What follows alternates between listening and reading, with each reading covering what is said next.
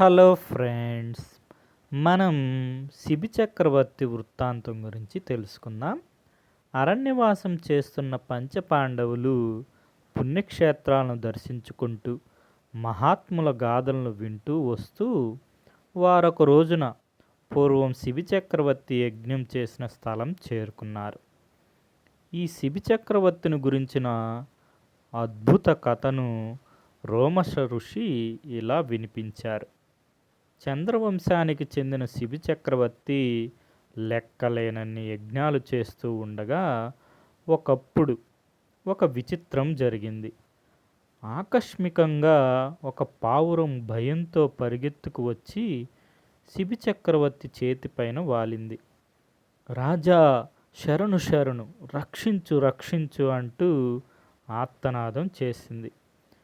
వెంటనే చక్రవర్తి పావురంతో, నీకు వచ్చిన భయమేమీ లేదు అని చెప్పి అభయమిచ్చారు. అంతలో భయంకర రూపుడైన ఒక కిరాతకుడు అక్కడికి వచ్చి, రాజేంద్ర, ఇది నేను వేటాడిన పావురం కనుక నా పావురాన్ని నాకిచ్చేయి అని అడిగాడు. అందుకు శిబి చక్రవర్తి, దీనికి నేను అభయమిచ్చి ఉన్నాను కనుక దీనికి బదులుగా మరేదైనా కోరుకో, తప్పక నీ కోరిక నెరవేరుస్తాను అని జవాబు చెప్పాడు. అప్పుడు కిరాతకుడు, రాజా, ఈ పక్షి మాంసానికి సరైన విలువ కలది నీ మాంసమే, కానీ అది అడగడం న్యాయం కాదు కదా, కనుక దయ ఉంచి నా పావురాన్ని నాకిచ్చి వెయ్యి అన్నాడు. ఈ మాటకు శిబి చక్రవర్తి, అయితే ఈ పక్షి మాంసానికి సమానంగా నా మాంసమే ఇస్తాను అంటూ వెంటనే తక్కిడి తెప్పించి ఒక పక్క ఆ పావురాన్ని ఉంచి రెండవ పక్క తన శరీరం నుంచి మాంసం కోసి పెడుతూ వచ్చాడు.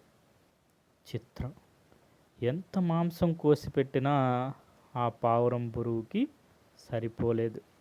ఇది చూచి శిబి చక్రవర్తి, ఓయి బోయివాడ, నీవు ఈ తక్కిడి పట్టుకో, నేనే ఇందులో ఎక్కి కూర్చుంటాను అని తక్కెడును కిరాతకుడికి ఇయ్యబోతూ ఉండగా కిరాతకుడు సాక్షాత్ దేవేంద్రుడుగాను పావురం అగ్నిదేవుడుగాను శిబి చక్రవర్తికి ప్రత్యక్షమయ్యారు.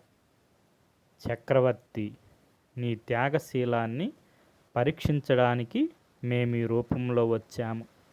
నీ కీర్తి చిరస్థాయిగా ఉండుగాక అని దీవించి వారు అంతర్ధానమయ్యారు. ఇది మనకి శిబి చక్రవర్తి త్యాగగుణం. దీనికి మూలం చందమామ 1954 డిసెంబర్ సంచిక. Okay friends, thank you for watching.